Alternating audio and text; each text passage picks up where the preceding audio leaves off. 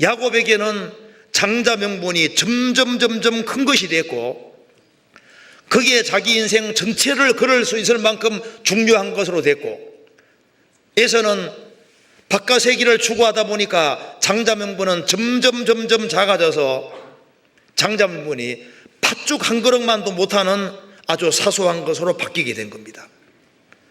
그래서 결국에는 중요한 계기가 주어지고 죽게 됐을 때, 이거 안 먹으면 죽을 같은 그런 상황이 주어져도 장자 명분은 팔 수 없잖아요. 죽어도 팔 수 없는 것들이 있는데 이걸 팔아먹는 것 봐요. 자, 그래서 예서는 정말 인생에 이게 비극입니다. 그런데 우리 시대에도 들 사람이 많아집니다.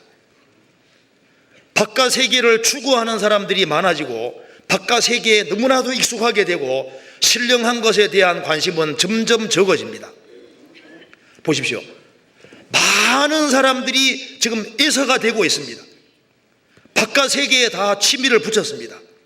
그리고 신령한 것에 대해서, 영원한 축복에 대해서는 관심이 점점 없어집니다. 애서만 들 사람이 아니에요.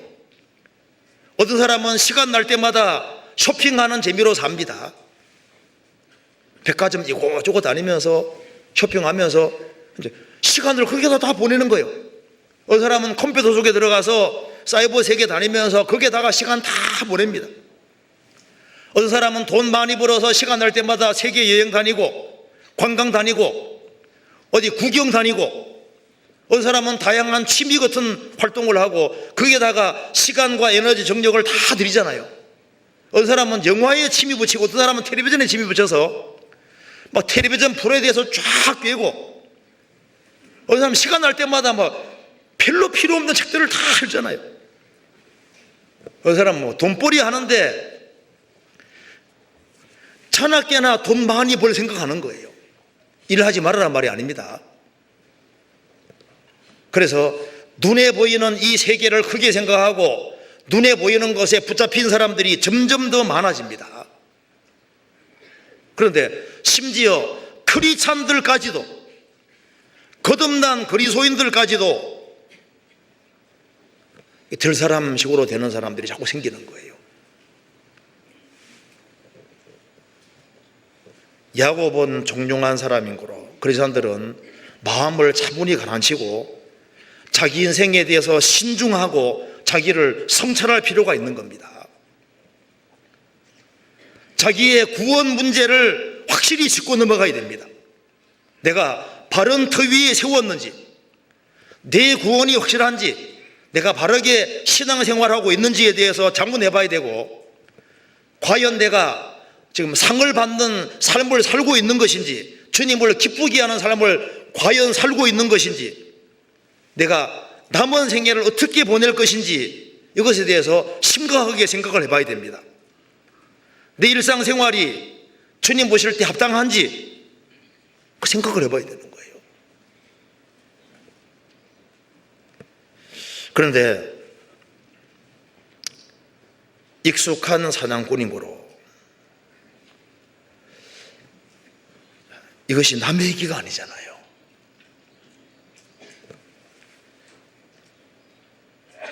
그리고 이 야곱에서는 하나님이 만든 세계에 살면서 눈에 보이는 세계를 끊임없이 추구했는데 사실은 그건 부차적인 것이었습니다. 이런 일은 이때만이 아니라 역사 속에 계속 있어왔고 지금도 있는 거예요. 어떤 책 제목에 우리는 사소한 것에 목숨을 건다는 책도 있는데, 사소한 것에 정말 중요한 것이 따로 있는데 우리 시대는 정보 홍수 시대에 삽니다. 몰라도 될 것이 너무 많은 거예요. 생을 살아가는데 꼭 필요한 것은 따로 있는 겁니다. 더 중요한 것들이 있는데 그것을 굳게 붙잡아야 되는 겁니다. 장자의 명분, 이것은 놓치면 안 되는 겁니다. 성경의 모든 말씀이 중요합니다. 성경은 1.1획도 안 떨어지고 다 이루어지니까 다 중요한 말씀인데 더 중요한 말씀도 있는 거예요. 그렇잖아요. 그런데 익숙한 사냥꾼이 되어서 정말 중요한 걸 놓치고 있는 게 아니냐 그 말입니다. 장자의 명분, 이것은 빼앗겨서는 안 되는 겁니다. 우리가 하나님의 아들이 되는 문제, 영원한 축복을 받는 문제, 천국 가는 문제, 이것은 절대 빼앗기면 안 되는 거예요. 그리고 구원받은 게 확실하면은 교회에 대한 지식, 이거 빼앗기면 안 됩니다. 교회가 얼마나 중요한 건데 이 세상 것 때문에 주님이 세우신 교회가 뭔지를 모르고 교회에 대한 실제적인 지식이 빼앗겨서 교회 생활을 등한히 하고 신앙 생활을 등한히 하는 그게 애서같이 되는 거예요. 그리스도인의 심판대에 대해서 하찮게 생각하는 그것이 속고 있는 겁니다. 내가 금과 은과 보석으로 집을 짓고 있는 것인지 나무나 풀이나 짚으로 집을 짓고 있는 것인지 이것을 분명히 해야 되는 거예요. 그렇지 않습니까? 내가 이렇게 살면은 심판대를 통과할 때 이것이 주님 앞에 정말 남을 거냐 안 남을 거냐 그 생각해야 될 거 아니에요. 그리고 주 예수를 믿으라 그리하면 너와 내 집이 구원받으리라 하셨는데 집안 식구들이 구원을 받지 않았는데 편안하게 잠들 수 있냐 그 말입니다. 진짜 효도가 어떻게 하는 것일까요? 부모님이 구원 안 받았을 때 구원받고 천국 갈 수 있도록 만들어 드리는 것은 가장 큰 효도가 되는 겁니다. 여행 시켜 드리는 것도 물론 좋지만은 천국 갈 수 있도록 먼저 해주는 이것이 정말 축복이잖아요. 자, 신앙생활에서는 후퇴해서는 안 되는 겁니다. 신앙생활에서 성공해야 되는 거예요. 누가복음 12장을 보시겠습니다. 12장 49절입니다.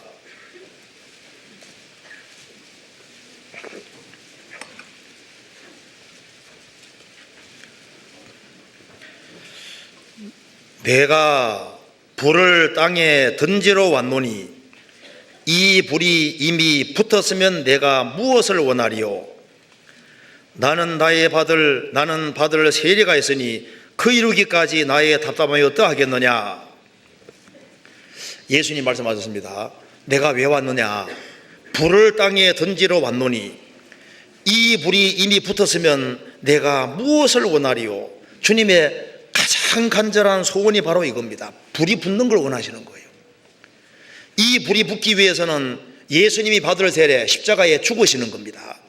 예수님이 죽으시고 부활하셔야만 오순절에 성령이 오시고 제 아들의 영혼에 불이 붙어서 이 복음의 불이 전 세계에 전해지게 되는 거니까 이 불이 붙기를 원한 겁니다. 구원을 받았을 때 복음이 영혼 속에 성령의 도우심으로 믿어질 때 영혼에 불이 붙은 겁니다. 그런데 영혼에 불이 붙었는데 바깥 세계를 너무 추구하다 보면은 성령을 소멸치 말라는 말씀대로 성령의 불길을 끄지 말아야 되는데 성령의 불길이 꺼질 수가 있는 거예요. 약해질 수 있는 겁니다. 그러면은 내가 차지도 아니하고 더없지도 아니하도다. 내가 이같이 미지근하여 차지도 아니하고 더없지도 아니하니 내 입에서 너를 토하여 내치리라. 미지근한 건 주님 받을 수 없는 겁니다.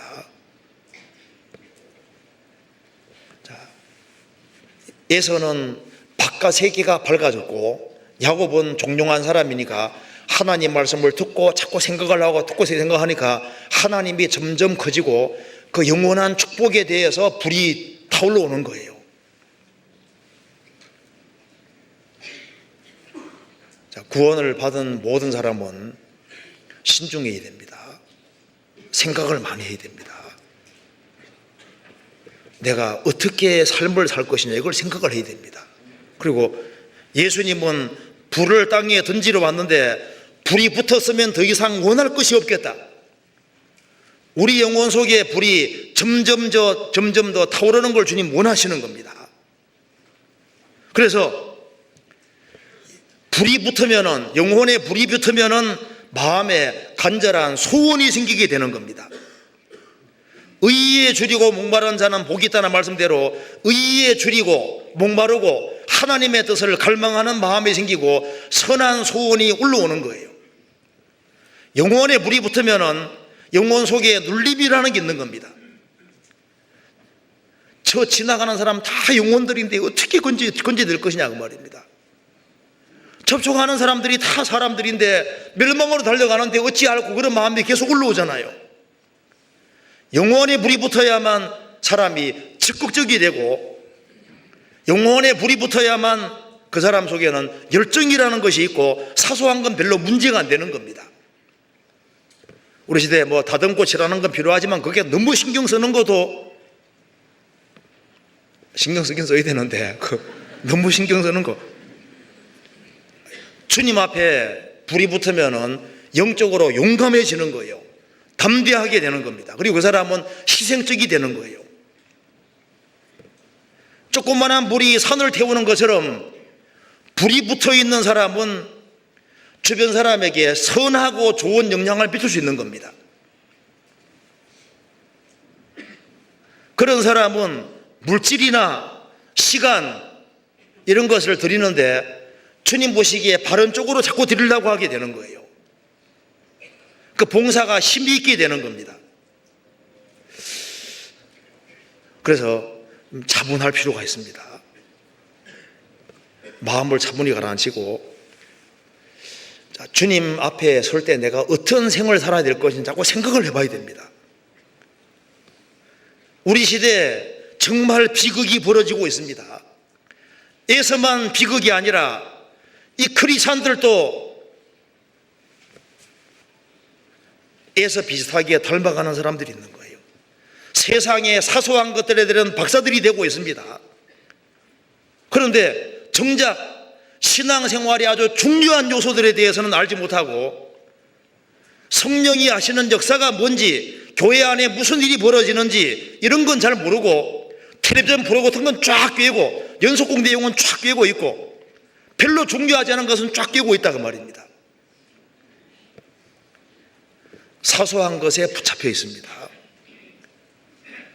순간적으로 지나갈 것에 대해서 붙잡혀 있고 영원한 축복에 대해서는 무관심한 시대가 점점 되고 있는 거예요.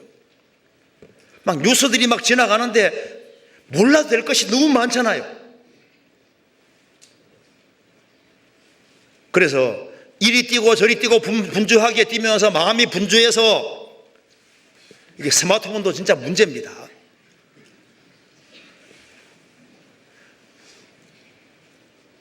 시간을 잘못된 데 너무 살해하고 너무 시끄러워요. 너무 분주합니다.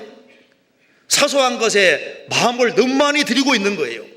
그렇기 때문에 주님께 참으로 헌신하는 것이 뭔지 사소한 것 때문에 너무 피곤해하고 모임할 때 막 눈이 반짝반짝 빛나야 되는데 스마트폰 때문에 눈이 반짝반짝 빛나면서 모임할 때는 이게 눈이 축 늘어져 가지고 안 되잖아요.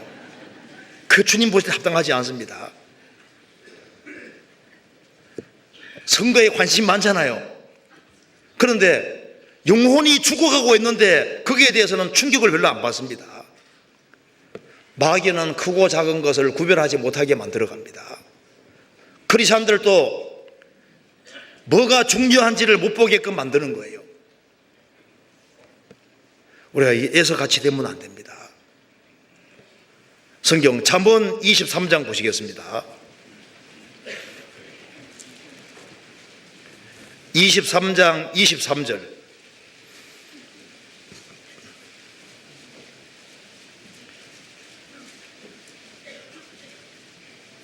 진리를 사고서 팔지 말며 지혜와 훈계와 명철도 그리할지니라. 진리를 사구어서 팔지 말아라. 지혜와 훈계와 명철도 그리할지니라. 주님과 관계되는 것은 굳게 붙잡아야 됩니다. 다른 건 손해보더라도 신앙생활은 손해보면 안 되는 거예요. 그래서 우리가 에서 야곱을 통해서 알 수 있는 것이, 에서는 이 비극입니다. 우리가 야곱같이 될 필요가 있는 거예요. 우리가 바깥 세상에 살아야 되지만은 먼저는 야곱같이 되면서 바깥 세계에 살아야 되는 겁니다. 그렇잖아요.